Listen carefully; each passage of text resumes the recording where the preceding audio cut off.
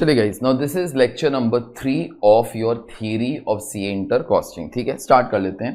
Now हम लोगों ने जब प्रैक्टिकल पोर्शन भी स्टार्ट किया था, this was the first thing that we all had done, difference between financial accounting and cost accounting. This was the first thing that we all had done जब हम लोगों ने कॉस्टिंग इंट्रोड्यूस किया था। Just a formal question, अगर कभी exams के अंदर आ जाए तो okay, what all things you all can write. Start कर लेते हैं। Objective.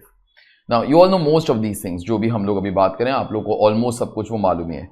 Providing information about the financial performance of the entity, basically profit and loss, फिर उसके बाद से कैश फ्लो स्टेटमेंट, फिर उसके बाद से बैलेंस शीट, अपना काम वो होता है। कॉस्ट अकाउंटिंग है ना, obviously it is ascertainment of cost for the purpose of cost control and decision making. Okay, cost control जो आप लोगों ने से स्टैंडर्ड कॉस्टिंग के अंदर किया, फिर जो डिसीजन मेकिंग है जो आप लोगों ने अपने सीवीपी एनालिसिस के अंदर किया। ठीक है, उसके बाद second nature, it classifies the records, presents and interprets transactions in monetary terms। आपके पास फाइनेंशियल अकाउंट्स के अंदर, तो फाइनेंशियल अकाउंट्स मतलब तुम्हारा नॉर्मल अकाउंट्स हो, ओके, तो उसके अंदर everything is interpreted in monetary terms. ठीक है, मतलब हर चीज रुपी के अंदर ही एक्सप्रेस होता है। यहाँ पे हर चीज शायद रुपीज के अंदर एक्सप्रेस हो, that is the end thing, लेकिन हम लोग क्वांटिटी वगैरह बहुत सारे अलग अलग कंसेप्ट्स भी लिखते हैं। एग्जांपल के तौर पे तुम्हारा इतना खर्चा हुआ कितना यूनिट्स बनाने के लिए। अभी ये जो यूनिट्स वाला डेटा है ये कभी भी तुम्हारे फाइनेंशियल अकाउंट्स के अंदर तो नहीं आता, लेकिन यहां पर तो आता है। Okay, it classifies cost and records present and interprets it in a significant manner. Okay, तो बेसिकली कॉस्ट यहाँ पे रिकॉर्ड हो जाते हैं, उसके बाद कॉस्ट के आसपास और भी बहुत सारा डेटा वगैरह रिकॉर्ड हो जाता है। ओके, तो the interpretation is slightly better also. आगे, recording of data, it records historical data, जो ट्रांजैक्शन हो चुका है वो वाला डेटा वो रिकॉर्ड होता है। जब आप लोग इंटीग्रल नॉन इंटीग्रल वगैरह तो वो बनाते हो, कोई बोल सकता है सर वहां पे भी तो हिस्टोरिकल डेटा ही यूज होता है, करेक्ट, लेकिन उसके आसपास ना there might be many other things also. Example, अभी अराउंड 4 या 5 साल पहले there was your integral non integral with standard costing. Okay, तो जहां पर हम लोग एक्चुअल कॉस्ट नहीं लिखते थे, जहां पे हम लोग स्टैंडर्ड कॉस्ट लिखते थे। ओके, तो कॉस्टिंग के अंदर वो वाला भी पार्ट आ सकता है। So it makes use of both historical data and pre determined cost. Pre determined cost मतलब स्टैंडर्ड कॉस्ट। ठीक है, यूजर्स ऑफ इंफॉर्मेशन, अभी इंफॉर्मेशन जो फाइनेंशियल अकाउंट से आता है मेनली कौन यूज करता है। Now this is all basics यार, जो 11th-12th के अंदर करके रखा हुआ है। तो users of financial accounting statements are share holders, obviously to know कि एंटिटी ने कैसा परफॉर्म किया। तुम्हारे जो क्रेडिटर्स हैं, ओके, ताकि द कंपनी साउंड और नॉट उन लोगों को पता चलेगा। तुम्हारे जो बैंक्स होते हैं ये वो वगैरह, फाइनेंशियल जो एनालिस्ट होते हैं, जो स्टॉक मार्केट्स के अंदर एक्सपर्ट होते हैं, ओके, जो लोग अपना व्यू देते हैं, and the government and its agency. So government also, if suppose like you know that if you are doing some business with the government would also like to know whether you are doing good or not. Okay, suppose आपको कोई tender देना है तो उसके लिए वो लोग आपका पिछले 5 साल का बैलेंस शीट भी मांगेंगे, ताकि in this case they come to know you are a sound company और नॉट। लेकिन यहां पर जो कॉस्ट इंफॉर्मेशन होता है mainly it is used in this case by internal authorities. Internal मतलब तुम्हारा से जो सीईओ है, जो तुम्हारा प्रोडक्शन डायरेक्टर है, जो तुम्हारा मार्केटिंग मैनेजर है।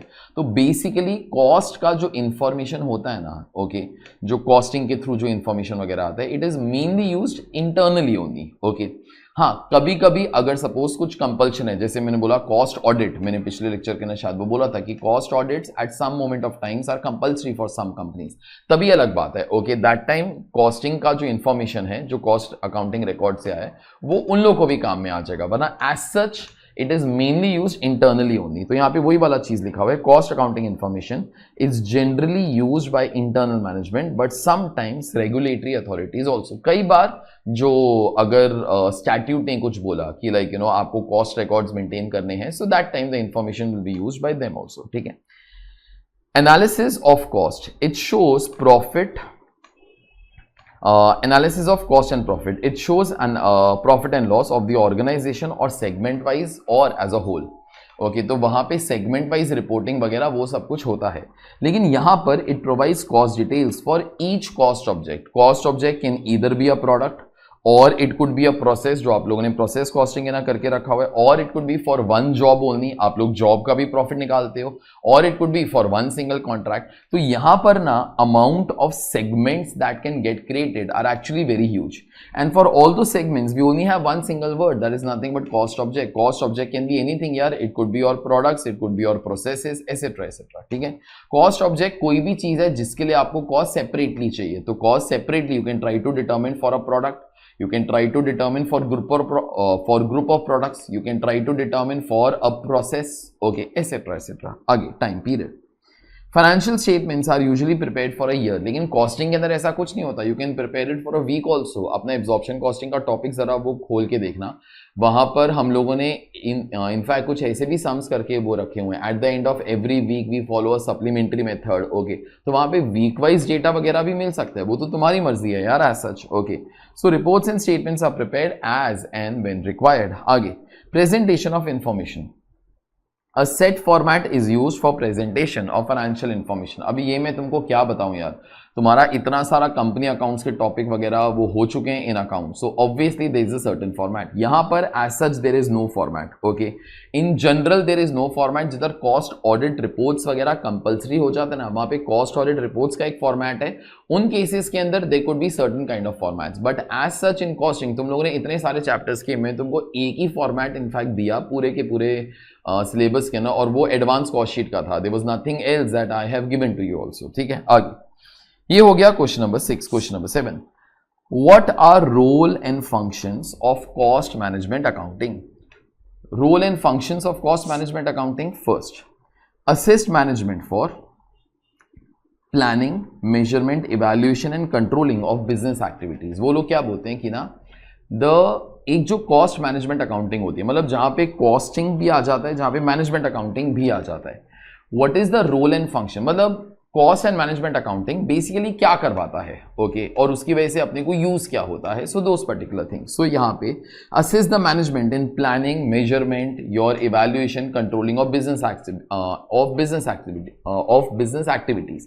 मेनली ये वाला जो पार्ट है ना, this is all in relation to management accounting. Okay, क्योंकि management accounting is very big. वहां पर तुम्हारा जो प्लानिंग है तो वो भी आ जाता है, तुम्हारा यहाँ पर जो स्ट्रैटेजीज हैं, दोस particular things will also be coming. तुम्हारा बिजनेस कैसे कर रहा है, those things will also be coming. Second, collection and accumulation of cost for each element of cost.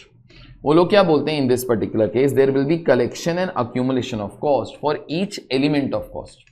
Now this is obviously a basic thing. जरा वो सोचो ना, हम लोगों ने कॉस्टिंग के अंदर बेसिकली वही वाला जो तो चीज किया हुआ है. एब्जॉर्प्शन कॉस्टिंग के अंदर हम लोग ओवरहेड्स इकट्ठे कर रहे थे for a certain product, for a certain job वगैरह.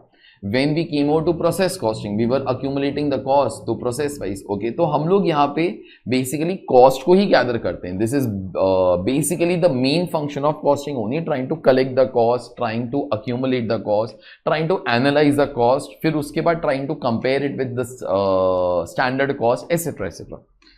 Assigning the cost to cost objects to a certain cost for both internal and external customers. अभी इंटरनल कस्टमर्स का मतलब क्या होता है. Process 1 is supplying the goods to process 2. Process 2 is internal customer of process 1. ठीक है, internal customer मतलब process 1 जो है गुड्स ट्रांसफर करेगा किसको, प्रोसेस 2 को, तो process 2 is internal customer. Okay, अगर प्रोसेस 3 मार्केट के अंदर जाके गुड्स बेचता है, जिसको बेचता है that is called as external customers. तो बेसिकली यहां पर हम लोग कॉस्ट वगैरह असाइन कर देते हैं टू वेरियस कॉस्ट ऑब्जेक्ट्स, ताकि अपने को कॉस्ट पता चले. कॉस्ट का information can be used a lot. Okay, depends upon you, आपको किधर यूज करना है. Cost and management accounting, whatever the nomenclature may be used to denote the department, sets the budgets and standards for a particular period. वो लोग क्या बोल देते हैं कि ना, जो भी कॉस्ट एंड मैनेजमेंट अकाउंटिंग है, ओके, इन दिस केस उसका एक बहुत बड़ा पार्ट वो होता है कि like you know try to have the standards for a certain period, या फिर you can call them say as budgets also. Okay, so this is one of the main function. और उसके बाद and of course the main function in this case is cost and management accounting is to provide the relevant information to the management for decision making. याद रखना, data is of no use in real life till the time you can analyze the data and take proper decisions. Okay, जब तक आप लोग decision making के लिए उस चीज को यूज नहीं करोगे, तब तक यहां पे क्या यूज है. आगे, the performance of responsibility center is measured and evaluated against the set standards. Okay, ये point number 4 का continuation है basically इधर, कि वहां पर आपका जो डिपार्टमेंट्स हैं they will set the standards, और उसके बाद वो स्टैंडर्ड्स को इवैल्यूएट करो. ओके, तो यहां पर ना actually such questions are very open. You can write down whatever you all know about costing, क्या अक्यूमुलेशन ऑफ कॉस्ट, फिर उसके बाद giving the data to the management, for the decision making, उसके बाद सेटिंग द स्टैंडर्ड्स, उसके बाद collecting the actual data, comparing it with the standards and trying to find out की like where is the scope for improvement. So all those particular things will come over here. Cost control, फिर उसके बाद कभी ना कभी cost reduction वगैरह भी आ सकता है. Now you all know the difference also तो बिटवीन देम.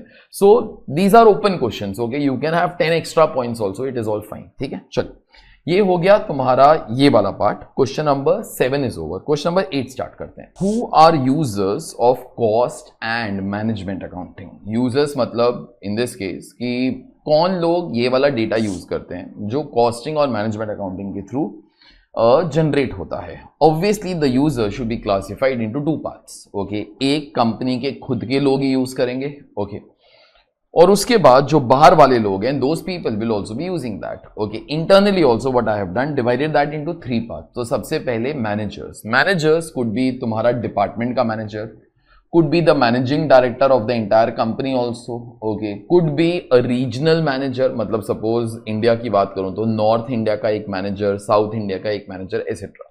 मैनेजर्स को ऑब्वियसली कॉस्ट का इंफॉर्मेशन बहुत काम में आता है ताकि उनको पता चले इन दिस पर्टिकुलर केस कि कॉस्ट ऑफ द प्रोडक्ट कितना है. अगर कॉस्ट ऑफ द प्रोडक्ट पता चलेगा, शायद in this case they will start to be thinking कि कॉस्ट इतना है तो प्राइसिंग क्या होना चाहिए. Okay, they have to be seeing कि उनका जो डिपार्टमेंट है वो कैसा परफॉर्म कर रहा है, मटेरियल का जो खर्चा है ज्यादा हो रहा है कि कम हो रहा है. ये वाला इंफॉर्मेशन तब पता चलेगा जब स्टैंडर्ड कॉस्टिंग एस्टैब्लिश होगा. Apart from that, to know the profitability of the things and that thing can be done say product wise या कस्टमर वाइज, वो आपकी मर्जी है. ओके, लेकिन मैनेजर्स को कॉस्टिंग और मैनेजमेंट अकाउंट से बहुत ज्यादा डेटा जो जनरेट होता है उसका बहुत ज्यादा यूज होता है. ओके, एज आई टोल्ड, ताकि उनको कॉस्ट पता चले, they can measure the things, they can measure the performance, they can fix the selling prices, they can know the profitability etcetera. अभी मैनेजर्स के नीचे जो लोग होते हैं ना, we call them as operational level staff. Operational मतलब lowest level के लोग. ओके, लोएस्ट लेवल के लोग, लेकिन फिर भी वर्कर लोगों के ऊपर. ओके, जो वर्कर लोगों को जो मैनेज करते हैं, those are basically operation level, जो ग्राउंड पर काम करते हैं. ओके, इट कुड बी से अ सुपरवाइजर और अ फोरमैन एसेट्रा एसेट्रा. ओके, अभी इन लोग को भी ये वाला इंफॉर्मेशन बहुत काम में आता है ताकि in this particular case they come to know product and service specifications like volume, quality, process etcetera. You will start to realise कि जो तुम लोग सीए इंटर के अंदर वो कर रहे हो ना, basically you're trying to do all quantitative stuff, but in reality managers are not to be given the credit only for producing more or less.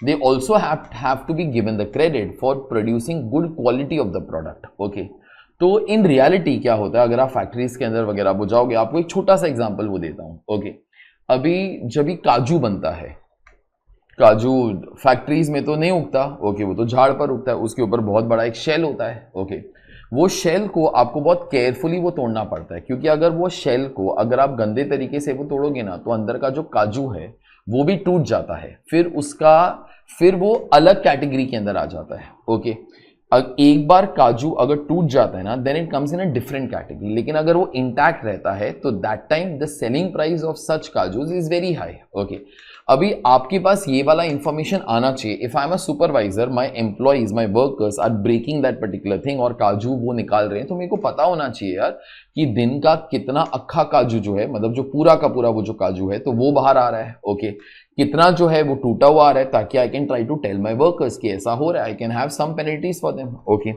And to know divisional wise your profitability and responsibility. Okay, ये है तुम्हारा ये वाला part. Now employees को तो बेटा ये वाला डेटा काम में आएगा ही आएगा. Employees you can try to be thinking workers. Okay, workers को जरा सोचो, हम लोगों ने लेबर कॉस्टिंग किया हुआ है ओनली फॉर द वर्कर्स.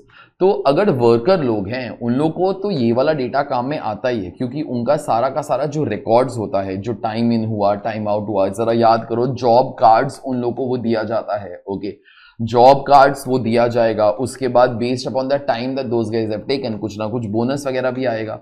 तो ये वाला जो इंफॉर्मेशन रिकॉर्ड होता है, that information is very valuable even for employees also. Okay, जरा सोचो कि बोनस से पहले उन लोगों को स्टैंडर्ड्स वगैरह भी दिया जाएगा. So even that information will B of use. वो वाला चीज अपने दिमाग में वो रखेंगे यार कि अपने को इतना टाइम लेना चाहिए था, हम लोग अगर उससे कम टाइम ले रहे हैं अपने को बोनस भी मिलेगा. लेकिन ये वाला चीजें कभी पॉसिबल होता है when in this particular case you have a good costing system. Employees are concerned with the information related to time, attendance, incentives for the work, performance, standards, etc. ठीक है. उसके बाद एक्सटर्नल यूजर्स. अभी external users could B so many यार. अभी cost audits जो होते हैं, ओके, फिर उसके बाद कॉस्टिंग का जो रिपोर्ट होता है ऑर्गेनाइजेशन के बाहर भी काम में आता है. We call those particular people as external users. External users के ना सबसे पहले रेगुलेटरी अथॉरिटीज. ये वाला चीज इंडिया के अंदर ऑयल कंपनीज के साथ बहुत ज्यादा होता है. ओके, ऑयल कंपनीज को गवर्नमेंट ने बोला हुआ है कि हर साल हमको ये डेटा वगैरह तुम लोगों से चाहिए. Okay, that data obviously tells them also कि यार ये वाला ऑर्गेनाइजेशन इज इट प्रॉफिटेबल और not.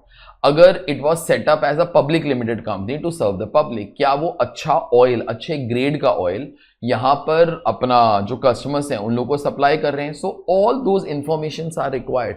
Plus the information might be required say that to know कि अगर सपोज कॉस्ट बहुत ज्यादा है तो उसके से how much subsidy we can be giving to the public. Okay, so all these particular things are required. Okay, so regulatory authorities are concern with cost, accounting data and information for different purposes, which includes tariff determination, मतलब fixation of the selling price, providing the subsidies, rate fixation, etc.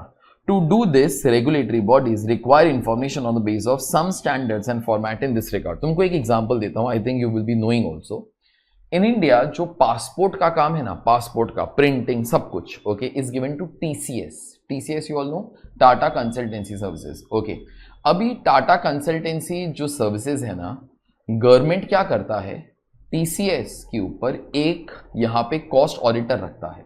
And cost auditor has to ascertain कि यार एक passport printing का सारा total cost कितना होएगा. Now passport printing के ना, पासपोर्ट प्रिंटिंग तो ऑब्वियसली आता ही है, लेकिन उससे पहले जो भी चेक्स वगैरह होते हैं, okay, maintaining of the database की इंफॉर्मेशन कहां से लेने का, ओके, फिर उसके बाद यहां पर बहुत सारे एम्प्लॉइज होंगे उनके पास. अपार्ट फ्रॉम दैट ये वाले जो एम्प्लॉइज वगैरह वो होते हैं, सपोज मेरे को पासपोर्ट तो वो बनवाना है, if you all have gone you will be knowing also there are 3 points after which you all will be able to get your passport. Okay, वो जो फर्स्ट वाला बंदा होता है वो आप लोग का वो फोटोग्राफ वगैरह लेगा, फिर डॉक्यूमेंट्स वगैरह तो वो इकट्ठा करेगा. जो सेकंड वाला बंदा है वो डॉक्यूमेंट्स को वेरीफाई करता है. Under the third option they ask you some particular questions and then you are out. फिर उसके बाद जो पासपोर्ट है 3-4 दिनों के अंदर आ जाता है. ओके, और वो भी आजकल वो पोस्टल सर्विसेज के थ्रू आता है. So what I am trying to tell you is that ये सारी डिपार्टमेंट्स का उन लोगों ने पासपोर्ट के इतने सारे एम्प्लॉइज रखे हुए हैं, वो सारी चीजों का कॉस्ट तो है. तो गवर्नमेंट को उन लोगों को बताना पड़ता है कि लाइक यू नो वो जो कॉस्ट ऑडिटर है कि हमारा इतना कॉस्ट है, जो TCS का है पर पासपोर्ट उनका इतना कॉस्ट है. Now this information is used by the government to fix the charges for the final customers. Okay, और इसके अंदर भी अगर गवर्नमेंट को लगता है कि कॉस्ट बहुत ज्यादा है, there are 2 things. Either they can try to give some subsidy.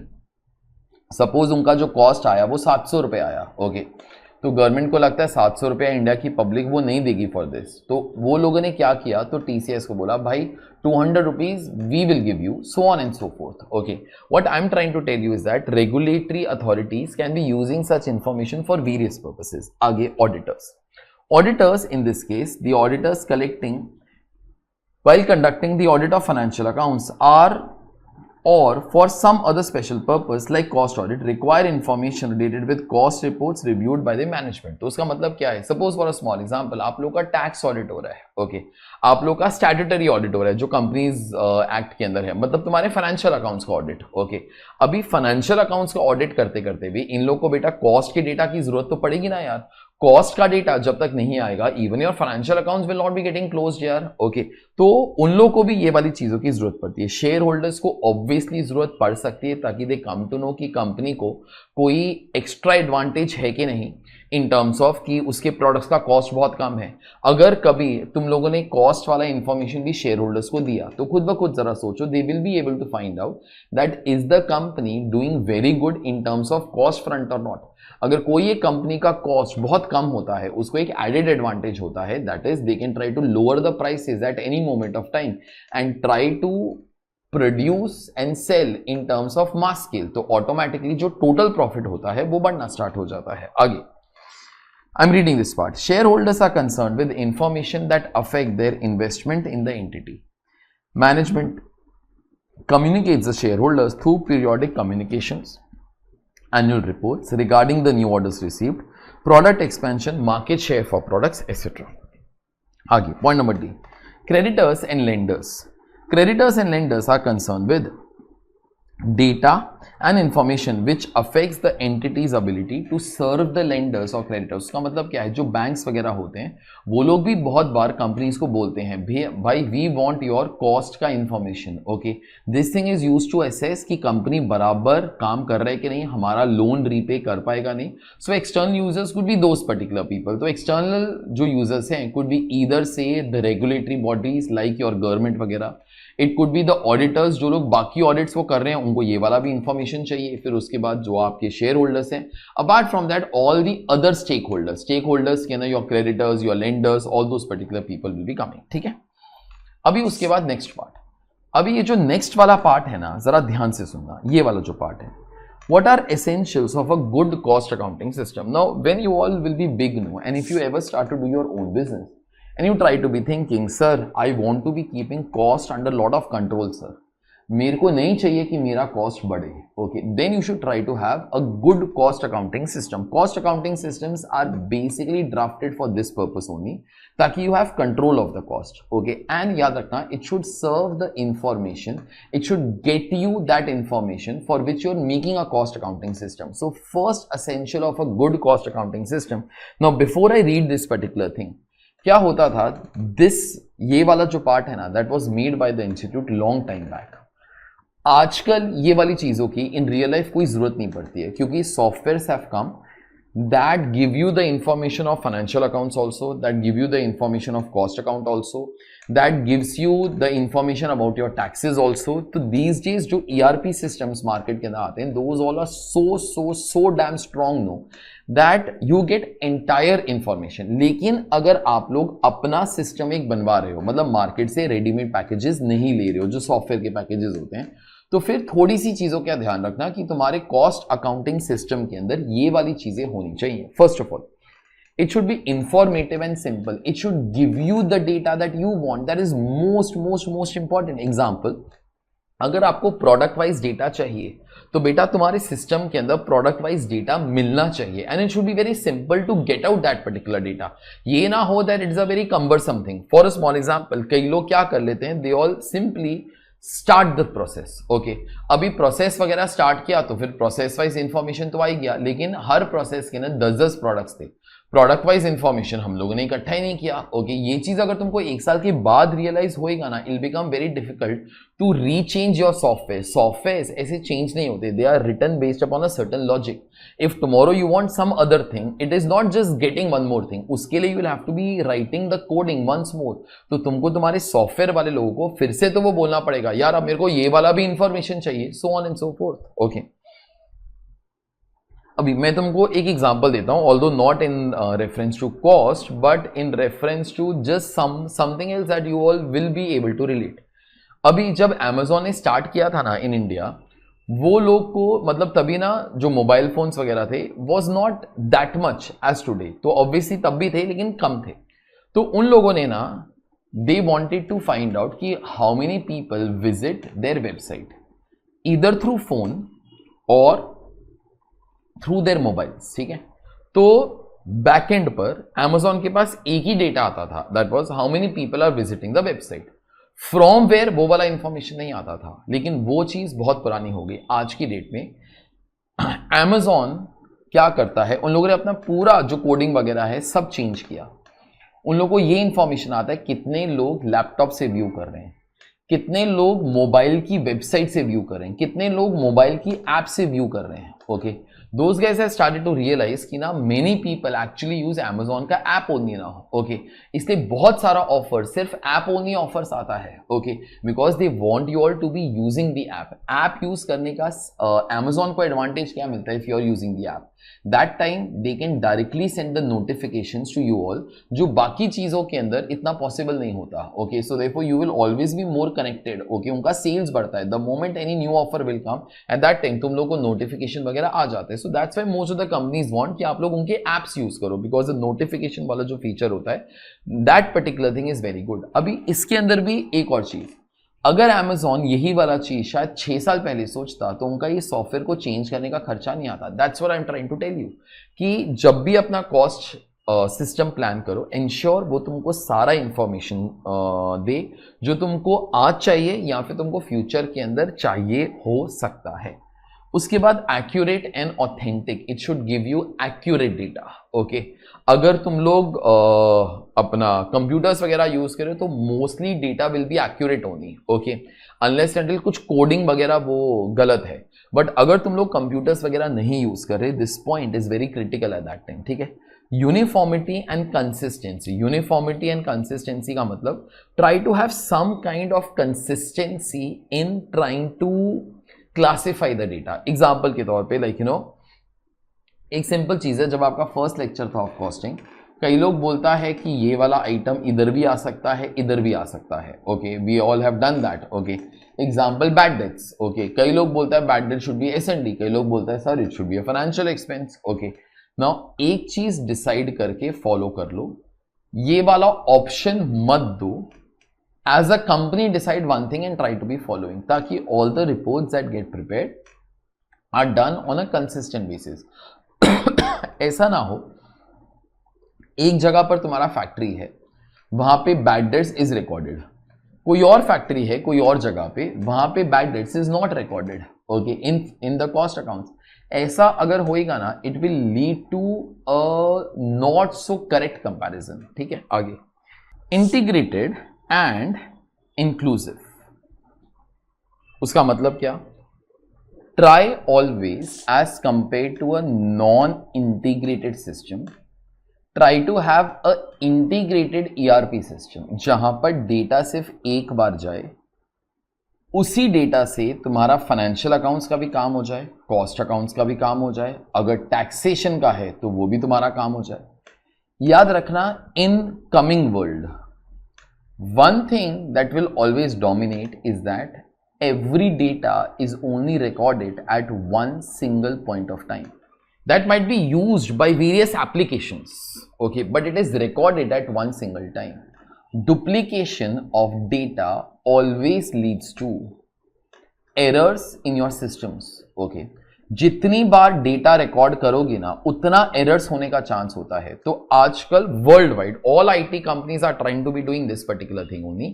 वो लोग क्या करते हैं, ऐसा ईआरपीज वो बनाते हैं ताकि डेटा आप लोग एक बार ही इनपुट करो। एग्जांपल के तौर पे, जब तुम लोग एडमिशन लेते हो, we input the data once, और अपने को वहां पर उसके बाद कभी भी डेटा चाहिए तो बैच वाइज रिपोर्ट आता है, फिर स्टूडेंट वाइज रिपोर्ट आता है। मैं अलग अलग डेटा वो थोड़ी डाल रहा हूं। Okay, so ensure that your ERP systems are integrated. Okay, यहां पे इंटीग्रल नॉन इंटीग्रल वो वाला फंडा नहीं अप्लाई करेंगे। तो इंटीग्रेटेड मतलब your ERP systems are integrated as such, मतलब say that your costing system is integrated with the financial system, मतलब आपको दोनों के लिए जो भी डेटा चाहिए वो एक ही बार अंदर जा रहा है। ठीक है, the cost accounting system should be integrated with other systems like financial account, taxation, your statistics, operational research to have complete overview and clarity in results.